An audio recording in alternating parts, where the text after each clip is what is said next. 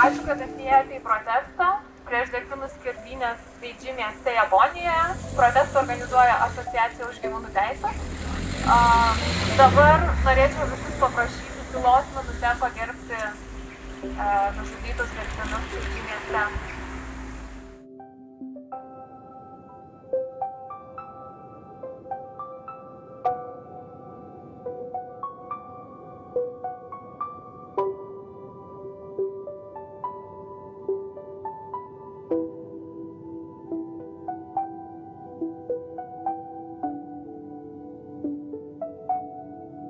Ačiū.